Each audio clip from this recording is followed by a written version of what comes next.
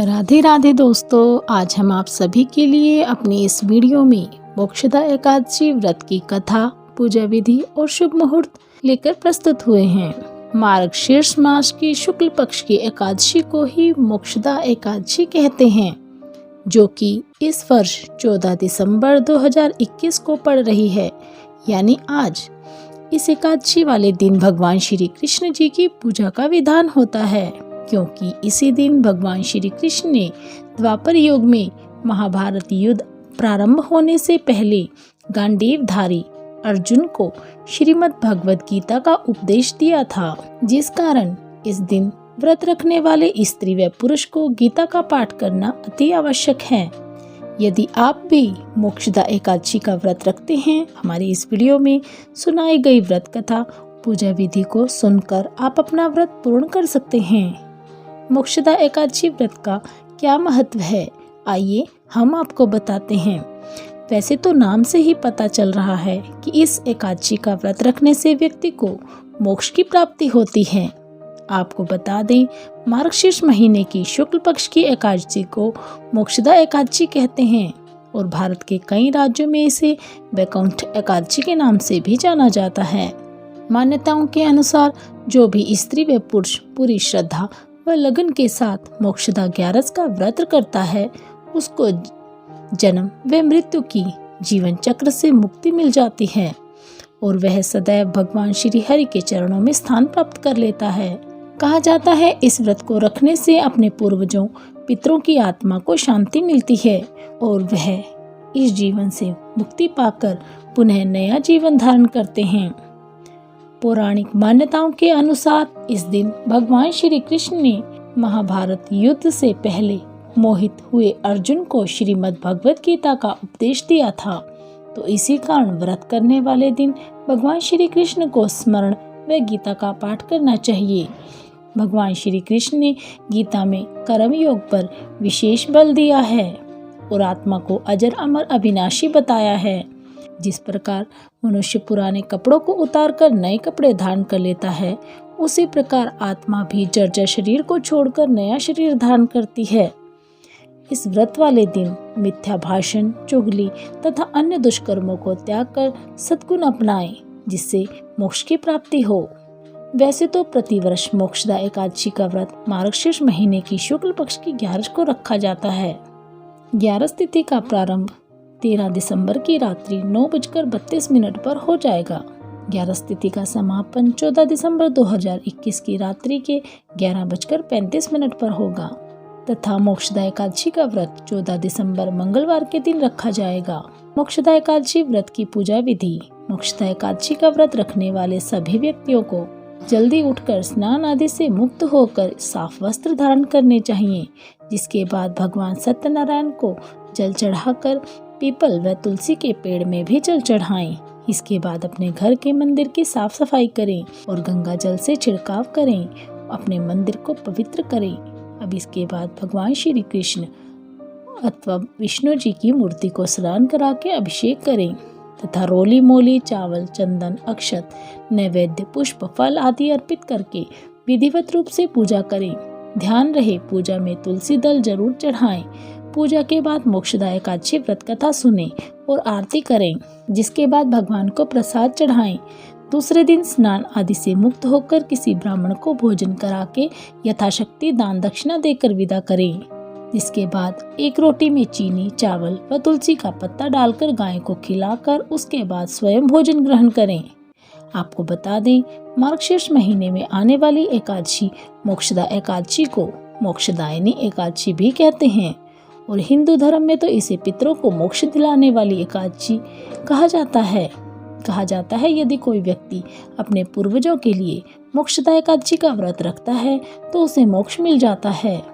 वह जीवन के इस जन्म व मृत्यु के चक्कर से मुक्त हो जाता है। शास्त्रों के अनुसार भगवान श्री कृष्ण ने धर्मराज युधिष्ठिर को मोक्षदा एकादशी का महत्व विस्तार से समझाते हैं। कहते हैं, हे वत्स, यह एकादशी पुण्य फल देने वाली है। जो कोई इसे सच्चे मनोबल से करेगा, उसके सभी कष्ट दूर हो जाएंगे और वह अंत में मेरे धाम को प्राप्त होगा। मोक्षदा एकादशी व्रत की कथा कुछ इस प्रकार से है। एक समय गोकुल नामक राज्य जिस पर वैखानस नामक राजा का राज्य था। यह राज्य बहुत विशाल होने के साथ वहाँ की प्रजा सभी प्रकार के सुख भोग रही थी। राज्य में चारों वेदों के ज्ञाता ब्राह्मण देव भी निवास करते थे। एक दिन राजा ने अपने स्वप्न में देखा कि उसके पिता नरक में दुख झेल रहे हैं। वह बड़ा आश्चर्यचकित हुआ।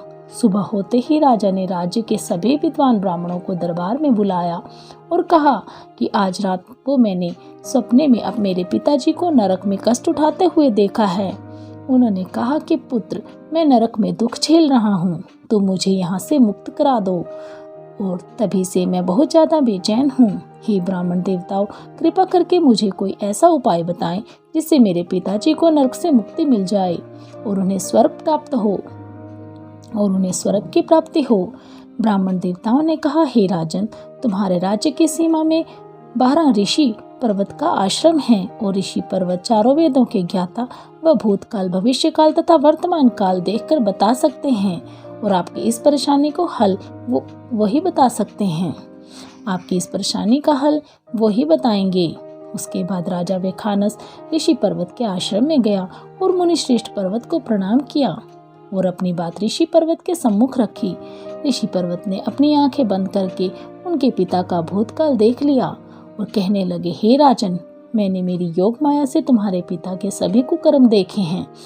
उन्होंने अपने पूर्व जन्म में काम आतुर होकर एक पत्नी को रति दी, किंतु सौतेली पत्नी के कहने पर अपनी दूसरी पत्नी को ऋतुदान मांगने पर भी नहीं दिया।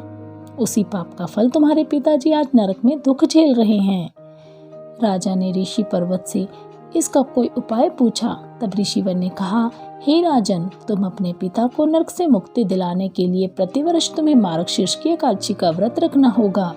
यदि तुम मार्गशीर्ष माह की शुक्ल पक्ष की एकादशी मोक्षदा एकादशी का व्रत पूर्ण विधिवत रूप से करोगे तो तुम्हारे पिताजी को नरक से मोक्ष मिल जाएगा। ऋषि पर्वत के ऐसे वचन सुनकर राजा अपने राज्य में गया और अपने पूरे परिवार के साथ मार्गशीर्ष महीने की एकादशी का व्रत किया। यथाशक्ति ब्राह्मणों व गरीबों को दान दक्षिणा दी। राजा ने अपने पूरे परिवार के साथ मोक्षदा एकादशी का व्रत किया, जिसके प्रभाव से उसके पिता को मुक्ति मिल गई। उसके पिता स्वर्ग जाते समय राजा अर्थात अपने पुत्र से कहने लगे, हे पुत्र, तुम्हारा कल्याण हो। यह कहते हुए अपने पुत्र को आशीर्वाद देते हुए स्वर्ग लोक को चले गए। तो प्रिय दोस्तों, इस संसार में जो कोई भी स्त्री पुरुष पूर्ण विधिवत रूप से मार्गशीर्ष माह की शुक्ल पक्ष की एकादशी का व्रत रखेगा, उसके सभी पाप दूर हो जाएंगे। आपके पूर्वजों को मुक्ति भी मिल जाएगी। धार्मिक मान्यताओं के अनुसार इस मोक्षदा एकादशी व्रत करने वाले दिन गीता पाठ का अनुष्ठान अवश्य करें। आपकी जानकारी के लिए बता दें कि मोक्षदा एकादशी व्रत वाले दिन गीता जयंती भी मनाई जाती है। हिंदू धर्म में श्रीमद् भगवद गीता को विशेष माना गया है, जिसमें कुल 18 अध्याय हैं, जिसका उपदेश द्वापर युग के अंत में भगवान श्री कृष्ण ने अर्जुन को धर्म की स्थापना बनाए रखने के लिए दिया था। गीता में धार्मिक, कार्तिक, सांस्कृतिक आदि का उपदेश दिया गया है। कहा जाता है कि जो कोई श्रीमद् भगवद गीता का अध्याय रोज करता है, उसे मृत्यु के बाद भगवान श्री के चरणों में स्थान प्राप्त होता है। बोलो श्री कृष्ण भगवान की जय। श्रीमन नारायण नारायण हरि हरि, भज मन नारायण नारायण हरि हरि, जय जय नारायण नारायण हरि हरि। तो कैसी लगी आपको हमारे द्वारा दी गई जानकारी? हमें कमेंट बॉक्स में कमेंट करके अवश्य बताइएगा। यदि आपको कहानी पसंद आई हो तो हमारी वीडियो को लाइक अवश्य करें। और भी ऐसी ही धार्मिक कहानियाँ और उनसे जुड़ी जानकारियाँ प्राप्त करने के लिए हमारे चैनल को सब्सक्राइब करना ना भूलें। हमारी सभी वीडियो की अपडेट आपको प्राप्त होती रहे, इसलिए बेल आइकन अवश्य दबाएं और हमारे द्वारा दी गई जानकारियों और कथाओं को आगे शेयर कर हमारा उत्साह अवश्य बढ़ाएं। बहुत बहुत धन्यवाद।